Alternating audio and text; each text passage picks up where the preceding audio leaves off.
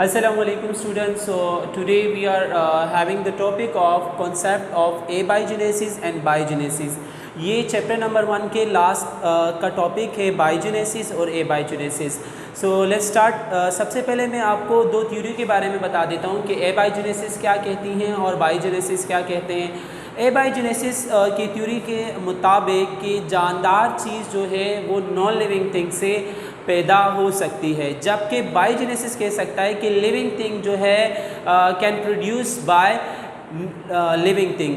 Biogenesis कहता है कि लिविंग थिंग जो है वो सिर्फ और सिर्फ लिविंग थिंग से पैदा हो सकती है. सो इसके हवाले से कुछ साइंटिस्ट जो है उन्होंने एक्सपेरिमेंट्स किए हैं. उनमें से जो सबसे पहले हमारे बुक में है वो है रेडी का एक्सपेरिमेंट. रेडी एक इटालियन साइंटिस्ट थे, उन्होंने कुछ एक्सपेरिमेंट किए. एक्सपेरिमेंट नंबर 1 है उसका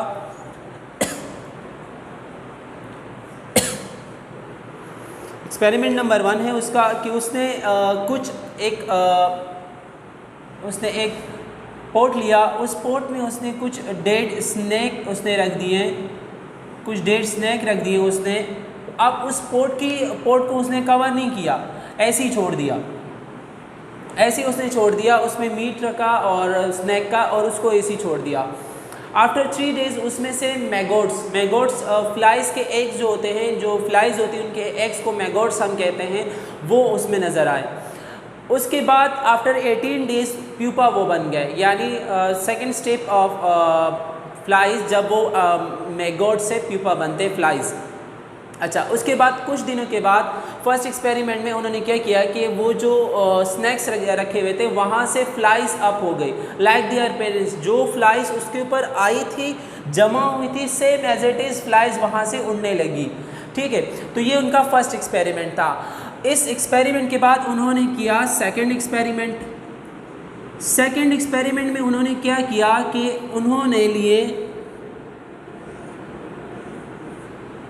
कुछ फिशेस उन्होंने लिए, ठीक है, और उनको टाइटली पैक कर दिया. उन्होंने टोटल 8 बॉटल्स दी थी, 8 बॉटल्स, ठीक है, 8 बॉटल्स दी उन्होंने मीट्स की, जिनमें फ़िश और स्नैक थे. अब 8 बॉटल्स में से 4 जो थी वो टाइटली पैक थी, जबकि आपके पास 4 जो थी वो अनकवर थी. 4 जो थी वो अनकवर थी. तो उन्होंने क्या किया, जो टाइटली पैक बॉटल्स रखी थी उनको ऐसी रख दिया और उसके अलावा जो अनकवर थी उनको भी रख दिया. लेकिन जब कुछ दिनों बाद उन्होंने देखा जो अनकवर थी उनमें से मैगोट्स अपेयर हुए, प्यूपा बने और फ्लाइज जो थी वो उड़ने लगी. अच्छा, अब जो टाइटली पैक थी उनमें कुछ भी नहीं हुआ था, सेम एज इट इज़ था, यानी कोई फ्लाइज नहीं उड़ी, ना वहाँ पे मैगोट्स बने थे, कुछ भी नहीं था. तो कुछ साइंटिस्ट ने इस एक्सपेरिमेंट नंबर 2 में ये कहा कि यहाँ पे जो जो टाइटली पैक थी इसमें मैगोट्स और प्यूपा ये फ्लाइज इसलिए नहीं बने क्योंकि इसमें हवा जो है, एयर जो है, उसकी इंटरेस्ट नहीं थी. तो ये कहा गया. अब उस एक्सपेरिमेंट को प्रूफ करने के लिए निदाम जो है, निदाम्स नेक्स्ट साइंटिस्ट थे जिन्होंने एक एक्सपेरिमेंट किया एबायोजेनेसिस का. अच्छा, अब इन्होंने इन्होंने मीट लिया, गोश्त लिया, उसको पानी में बॉईल किया.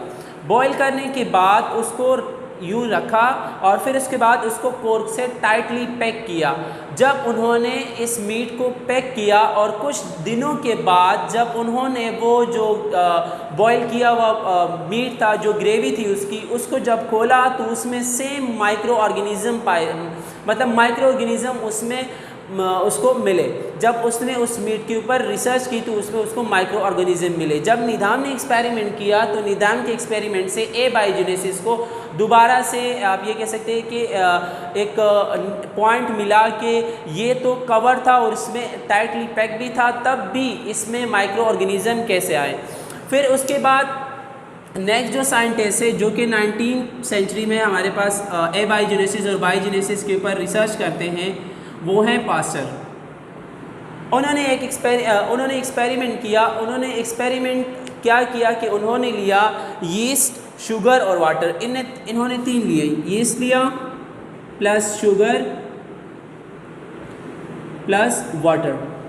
इनको बॉयल किया, यीस्ट और शुगर को वाटर में बॉयल किया, और उनका जो अपरेटस था वो कुछ यूँ था, जो उन्होंने फ़नल लिया था उसमें जो यूज़ किया था वो यूँ था।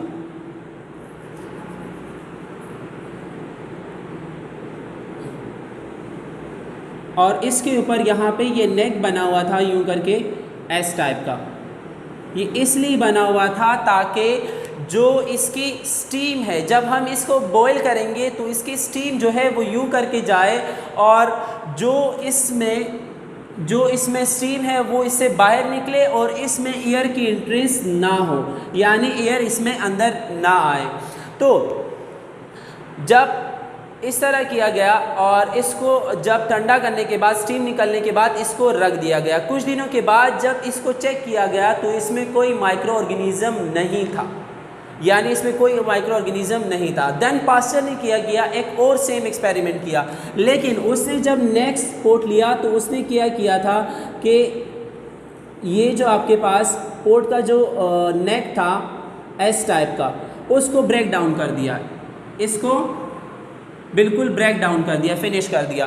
अब जब इसने सेम चीज़ें इसमें बॉयल की, बॉयल करने के बाद क्या हुआ कि उसने इसको रख दिया। रखने के बाद जब इसने 48 आवर्स के बाद चेक किया, जस्ट 2 डेज़ के बाद जब इसने चेक किया तो इसमें माइक्रो ऑर्गेनिज़म इसको नज़र आने लगे। तो पास्चर ने ये कहा कि अगर निज़ाम ने एक मीट को बॉईल करने के बाद उसको हवा में रख दिया था, उसी टाइम ही इसमें माइक्रो ऑर्गेनिज़म जो कि हमारे एयर में होते हैं, क्योंकि एयर जो है वो कंटेनिंग ऑफ जर्म्स है, उसमें माइक्रो ऑर्गेनिज़म्स हैं, तो उस टाइम उसमें उस माइक्रो ऑर्गेनिज़म की इंट्रेंस हुई थी।